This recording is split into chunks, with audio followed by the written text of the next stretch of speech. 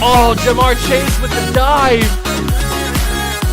Because Garrett Wilson's wide open. Garrett Wilson, touchdown Bears.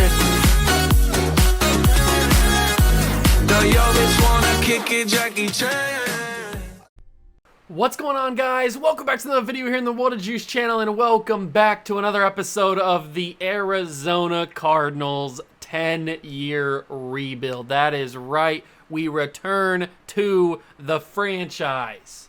We're back. And this is it. There's no more after this. This is year number 10, season number 10. If we don't win a Super Bowl at the end of this season, then this 10-year rebuilding challenge will be the first failure of the entirety of my 10-year challenges, and I cannot live with that. So we have to win a Super Bowl in this episode. If you go on to enjoy, hit that like button, subscribe to the channel, and join the Juice Club. Without further ado, let's get into the final season of the Arizona Cardinal 10-year rebuild and hopefully win a championship. We've arrived at the final point. Year number 10, week 1.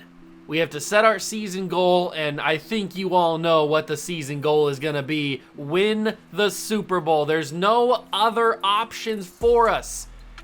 Making the playoffs is not the end. That's not something that we have to be happy about. Winning a playoff game, we can't settle for. We have to do what we have to do to win a championship, which is why if I go to my schemes, I'm pretty sure off camera I changed my schemes to change the offensive scheme and the defensive scheme. I think I worked it around, figuring it out, and I also moved us to Tampa Bay playbook. I think that the Atlanta playbook was not getting us the stuff that we needed, so maybe Tampa Bay will do that. And we have a pretty good quarterback in Desmond Ridder to be able to do that. The offensive line looks unbelievable. We have great weapons in Brandon Ayuk, in Childs, and Rondale Moore, and Eric Gilbert, and Bijan Robinson. The offense looks unbelievably good. The defense looks great as well. I'm ready. I couldn't be more ready for this final season. So if you guys are ready too, let's get to the midseason mark and see just how good this final season is going to give us. We've made it to the midseason mark, and it seems like the changes that I've made are paying massive dividends. We are 6-0 leading the division, but the Seahawks are also very good. They are 6-1. They've been really our only threat to this division the past couple of seasons. So they are 6-1. We are 6-0. And it seems like the Tampa Bay playbook, with the combination of the schemes that I'm playing in and Desmond Ridder just being really good and this team just being really good, seems to have benefited us, at least in the first half of the year. This is not the end of the season by any means, so we still got a lot of football left to play. But at least right now, we are looking very, very good for this final season. But remember, we've had seasons in the past where we've looked really, really good and we've fumbled it in the playoffs. So don't get your hopes up. Let's just say that. Let's not get our hopes up at all. But I will see you guys at the playoffs, and I beg that we are not only the 1 seed, but that we are the best team in all of the NFL.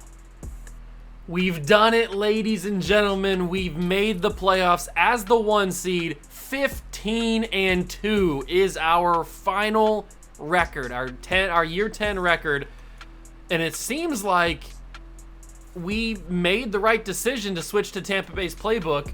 Desmond Ridder has an unbelievable year. 5,600 yards, 47 touchdowns, and only 9 interceptions. That is maybe MVP worthy, depending on how the rest of the league played out. But that is right up there. That's a great season, phenomenal season. Bijan Robinson, 1,600 yards and 14 touchdowns. He will not be denied his yards no matter what playbook we are in. And even Shaquem Melvin had 12 touchdowns, so he must have got a lot of goal line snaps. Very interesting there. 4 different players had over 1,000 yards. Brandon Ayuk led the way with 1,400 and 12 touchdowns. Rondale Moore had 1,400 as well, along with 10 touchdowns. DeMarcus Childs, our X-Factor generational receiver, had 1,000 yards with 10 touchdowns. And then Eric Gilbert had 1,000 yards and 5 touchdowns. I thought it said 3 touchdowns. 5 touchdowns. Bijan also had 4 touchdowns. But unbelievable numbers through the air for our offense. And then on the defense, Quay Walker continues to just be a stud. 141 tackles is unreal. 3 sacks for him as well. Christian Gonzalez, I'm glad we re-signed him because 92 tackles, 5 interceptions is very, very good. Will Harper, another corner, had 71 tackles and 3 interceptions. Will Anderson Jr. continues to also be a stud with 22 sacks, 18 tackles for loss, 69 tackles. Nice. Let's see who led the league, or who led our team in sacks. It was Will Anderson Jr. by a bullet. Tyler Easley had 8, Carter had 7, and then a few guys had 3, 2.5, nothing really crazy. Christian Gonzalez led our team with 5 interceptions, then Harper, Simmons had 2, and Quay Walker had 1. But those are your stats for the final season. We obviously had the #1 offense in the league, and we might have had Desmond Ridder be the MVP. I'm not 100% sure. I know he led the league in passing yards, and that usually indicates MVP candidacy, but you never really know with this game. And since this is the final season, I am going to jump in and simulate these games with the quick sim, just in case we need to try to alter the game and help us win. Because this is the final season, we've got to do everything we can. I do not want this to be the one asterisk in my 10-year history, my 10-year rebuild history, where I could not get it done with the Cardinals. So I got to do whatever it takes. Whatever it takes. Imagine Dragons. I got to get that Super Bowl. Whatever it takes. Imagine Dragons, D's nuts. Let's go get it. Cowboys, you're going down. Here we are, ladies and gentlemen. It is game time. We go up 7-0. That's an awesome start. We go up 10-0. Okay. 17-0. They pull a touchdown back. That's all right. We're in the first half still. Okay, they pull back another touchdown. They're down by 3. They get a field goal. This has been the exact same thing. Okay. Figure it out. There we go. 24-20. Figure it out. Okay. We've got to figure it out now. We are down 24 to 31, 2:41 to go in the game, and the Cowboys have momentum somehow. Not sure how they have momentum, but I'm going to throw that rocket. Brandon Ayuk with the catch. Juke move. Brandon Ayuk, I'm not sure how he caught that, but he did. That was a crazy catch. Verticals might be a bad idea, but I'm going to go with, it's not a bad idea when you've got Rondale Moore. He's a stud. He slips through the tackle. He's keep going. He broke another tackle. Rondale Moore. Let's go. Rondale freaking Moore. My God, he did that at Purdue against the Buckeyes. I remember that. But oh my God, what a run. Slips through the ankle tackle. Breaks off that dude. Just get off of me. And then walks his way into the end zone. Yes, sir. Please give me some more of that. And now we have a chance to win this game.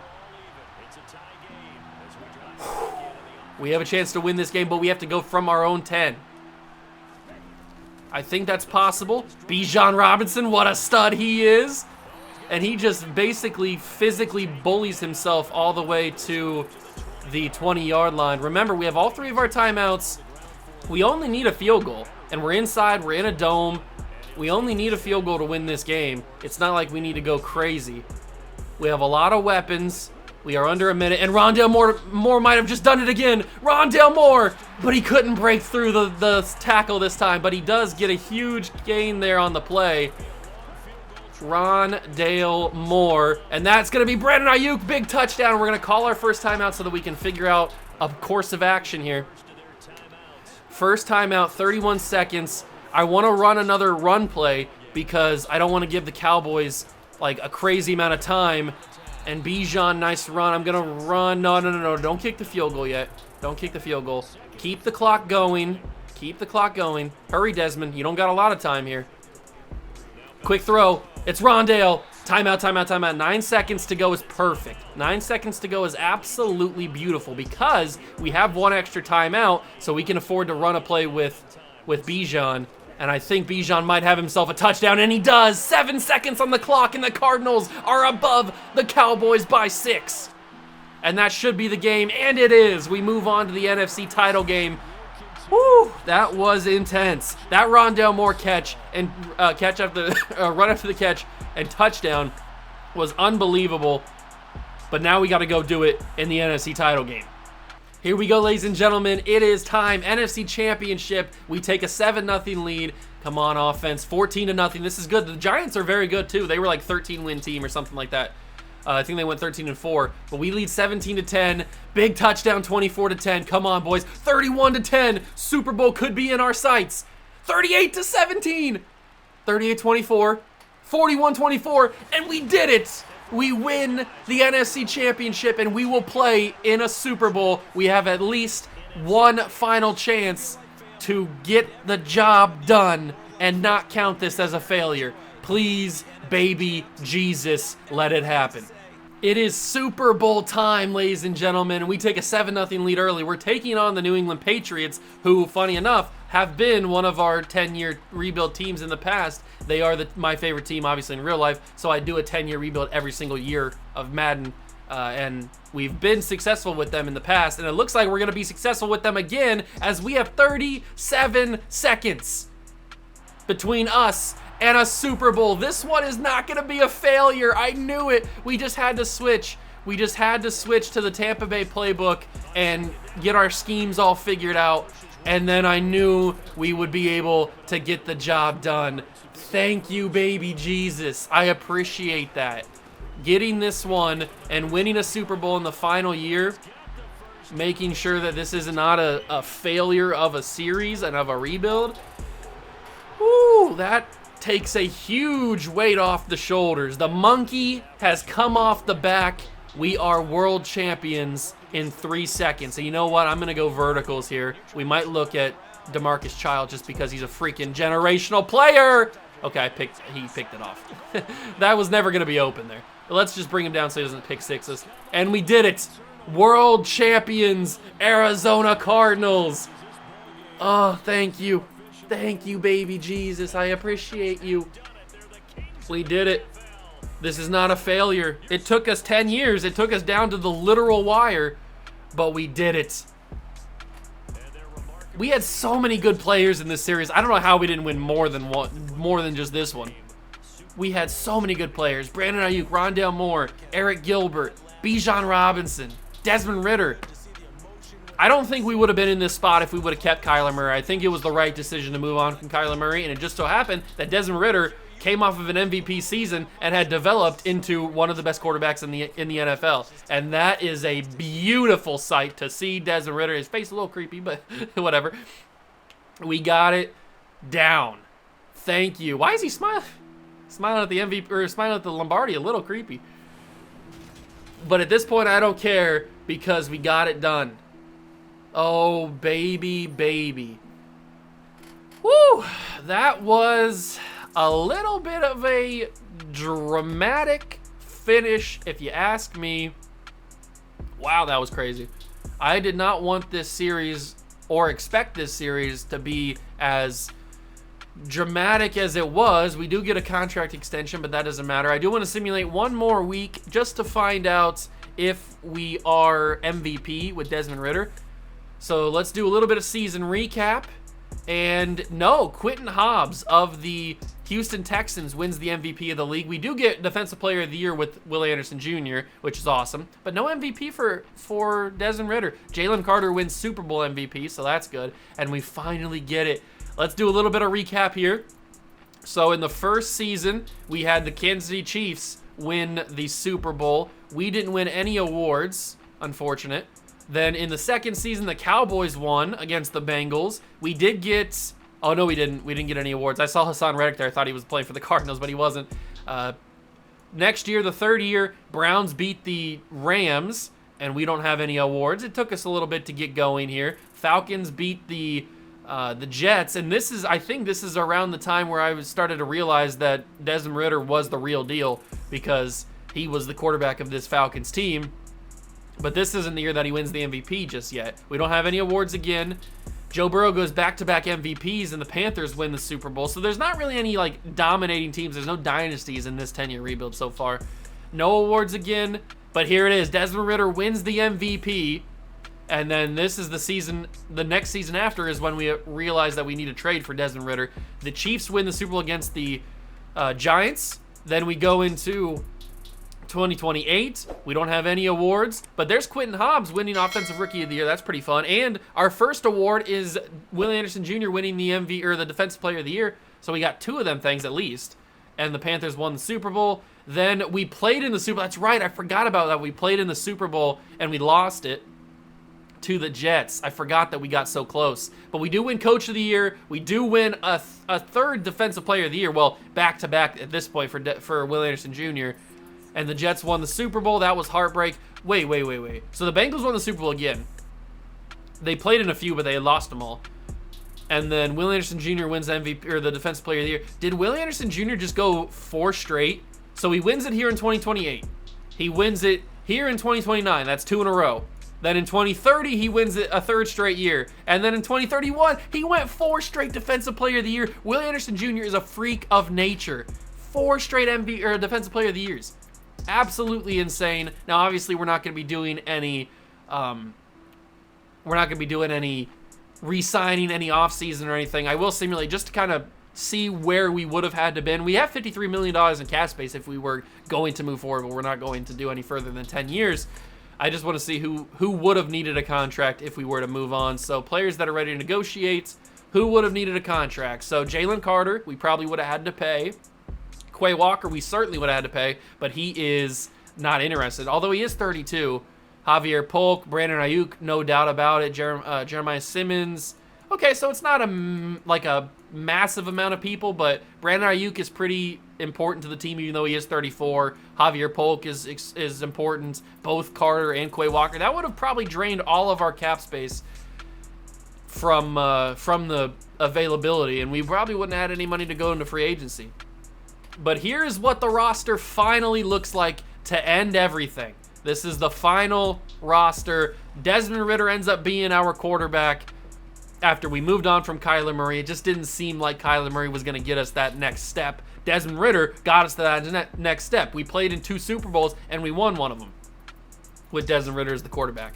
Bijan Robinson, we drafted him, man, in the first offseason in year 1 after we drafted Will Anderson. I think we drafted Will Anderson first, and then we drafted Bijan Robinson after him. And man, Bijan Robinson, dude, he was the best player maybe on this team.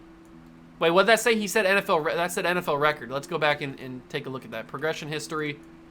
What's it say? NFL yards leader. Okay, so he led the league in yards this season. He gets a Super Bowl. I mean, just unbelievable career for Bijan Robinson. Rondale Moore, we found out that Rondale Moore in the past, he's starting to regress a little bit though. He is the NFL receptions leader, by the way.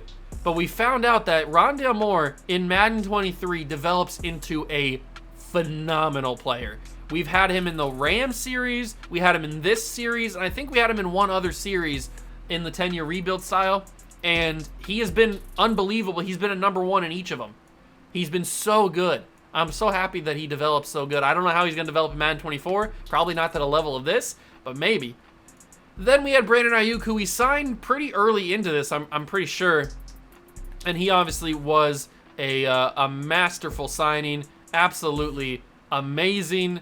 And he always is a stud. He's always in free agency in this game, so he's always a nice pickup.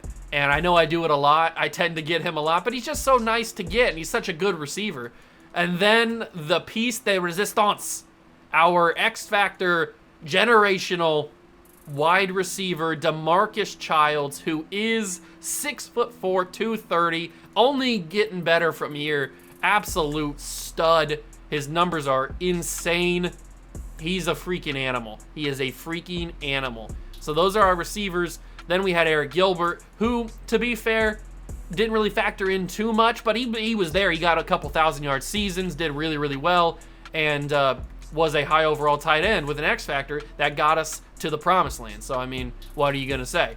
Then we went through a lot of different wide receiver, offensive line combinations, but the one that ended up being the most consistent and the best one was Clyde Buckley at left tackle, and then we had, I think it's Steve Burton, right? Is it Steve? Scotty Burton. It's Scotty Burton. Who's Steve? Sorry, Steve Burton, somebody. I don't know. Scotty Burton, who looks phenomenal as well. We've developed him with amazing abilities as a left guard. And all these guys we drafted ourselves, I'm pretty sure, except for Polk. Did we trade for Polk? We might have traded for one of these guys, but I'm pretty sure, maybe it was Burton actually we traded for. It might have been Burton we traded for. But all these, like most of these guys on this offensive line, we developed ourselves. And so they are just phenomenal, amazing offensive linemen. They all did their job. Kershaw was amazing as the center. Bobby Roth filling out that other guard spot. Just an absolute stud of a player. And then it finishes with Javier Polk, who is unreal, from the Ohio State University. Maybe the best right tackle in the NFL. I don't know. I'm not the one to say, but he's got some definite like conversations. He could be in there. And then the defense, don't even get me freaking started on this defense, man. Will Anderson Jr. was a glitch. He was a cheat code. So good. Absolutely so good. 4 Defensive Player of the Year in a row. He's by far the best defensive player of this generation. Forget about your J.J. Watts. Forget about your Aaron Donald, your T.J. Watts. This guy right here, Will Anderson Jr., is him. Absolute stud. And such a great draft pick. We might have gotten like the 3rd pick in the draft or something back in the first year. Desmond Ridder ends up developing, which is shocking. I didn't think Desmond Ridder was going to develop into what he did, but that Atlanta playbook, man, in those early years was getting him some good development. We also drafted Jalen Carter in that same draft. He is an unbelievable player. I'm glad that we were able to keep him around. Just an absolute glitch as well. Unbelievable player. And then on the defense, Quay Walker wasn't in the original plans.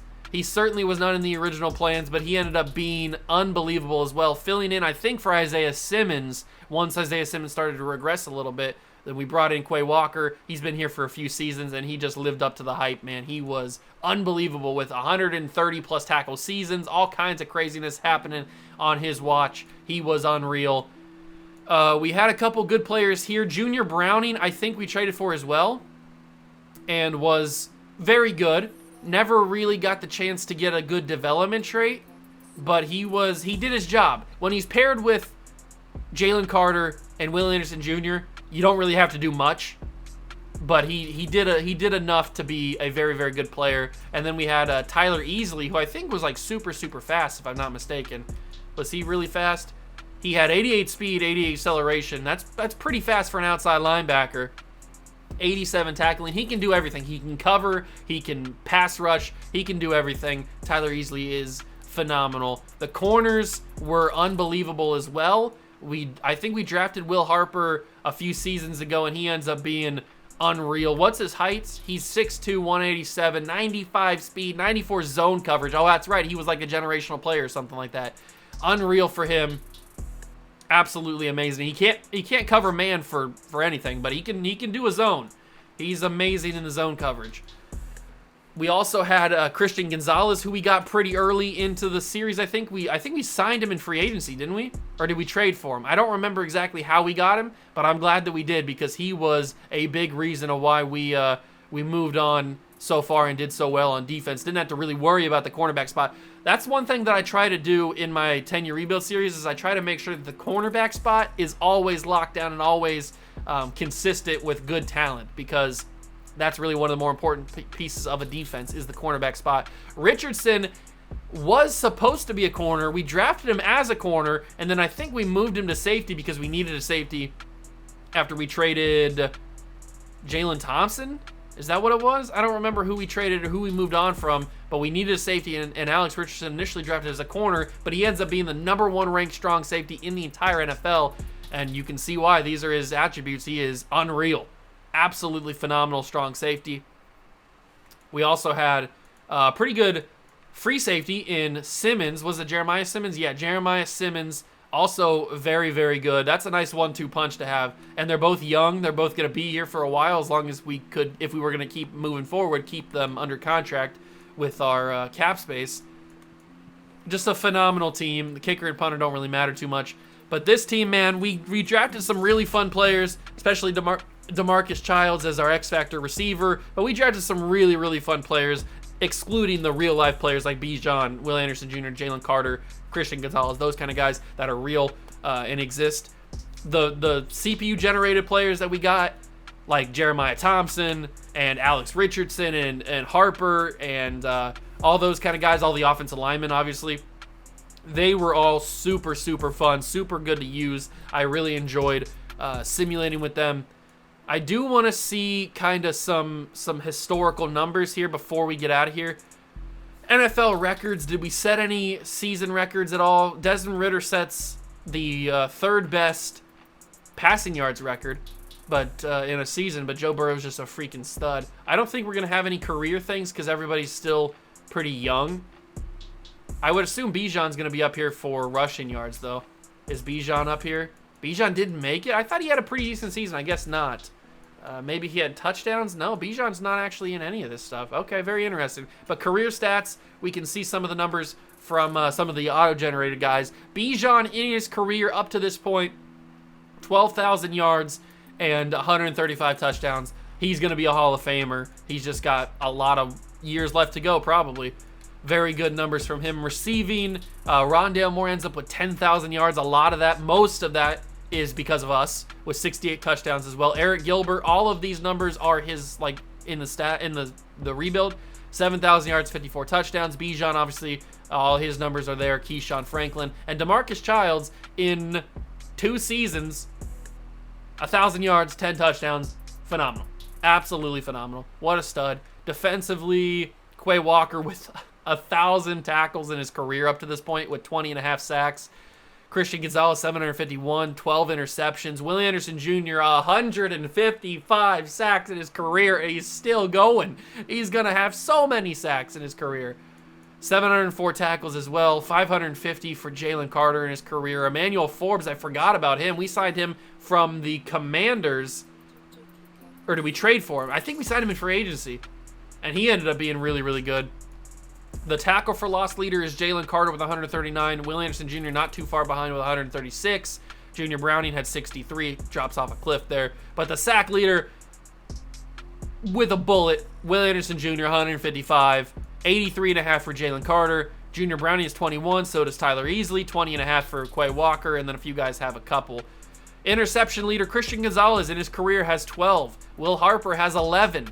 Emmanuel Forbes has 9. Quay Walker has 8. Jeremiah Simmons has 7. Alex Richardson has 4. Very interesting numbers from the boys, and that's not all that I want to see. I want to see the numbers from Kyler Murray. Let's take a look at Kyler Murray. He went to the Falcons. If he's still there, I'd be shocked. He is still there. So let's take a look at Kyler Murray's numbers through the seasons. He looks weird in a Falcons uniform. Okay, so he ended up in Dallas for 2 years and then went back to Atlanta? I don't know, whatever. That's really weird. But we started right here in 2022. This is the first year of the simulation. And we had 3,500 yards, 22 touchdowns, 13 interceptions. We just were never going to... Looking back at these numbers, we were never going to take that next step. Yeah, Kyler Murray jumped up with his passing numbers, but we just never were going to get anywhere with Kyler Murray as our quarterback. I still truly believe that. We were never going to make any crazy thing happen with him as our quarterback. So then we ship him off to Atlanta. He has a really good year in Atlanta the first year that we move on from him. But then he goes to Dallas for 2 years. I don't know, maybe his contract was up and then they didn't keep him, so he signs a 2-year deal with Dallas and then he goes back to Atlanta. Or the more reasonable or more probable thing is that the game is just glitching visually and he was in Atlanta all these years, all 4 years, but it just shows it visually as he was in Dallas for some reason. Sometimes that does that. I don't know. This game sucks. But these are great numbers from Kyler Murray, but not good enough to warrant staying as our quarterback of the future or quarterback of the franchise. And that is it. That's going to wrap up this 10-year series. Obviously, we're still working on the Texans over on the PS4. We are into year number 7, I think. You just saw year number 6 last episode or yesterday. So now we're going on to year 7. So we only have 7, 8, 9, and 10. So we have 4 more seasons of Texans to go. Then we will go on to another one, and we'll go on until Madden 24 comes out. And then I'll probably take a break from the 10-year stuff after Madden 24 comes out until a little bit later, because the 10-year stuff is more. I'll do the Patriots one that I always do at the beginning of the year, just to kind of, because that's what I've done it for the past 2 years. So I'll do the Patriots 10-year rebuild at the beginning of Madden 24 at some point. But then we'll kind of back off the 10-year stuff for a little bit, give Madden 24 a little bit of a run in the cycle, and then towards the end of the cycle, like where we are now, the 10-year stuff will start to come back. So hope you guys enjoyed this one. It's not a failure. We actually did win a Super Bowl in year number 10. It took us to the limit, but we did it. It's not a failure. I am not a failure, and I'm glad that we won one. If you guys enjoyed, leave it a like, subscribe to the channel, join the Juice Club. Thank you so much for stopping by and watch. I truly, truly appreciate it, and I will catch you guys in the next one. Peace.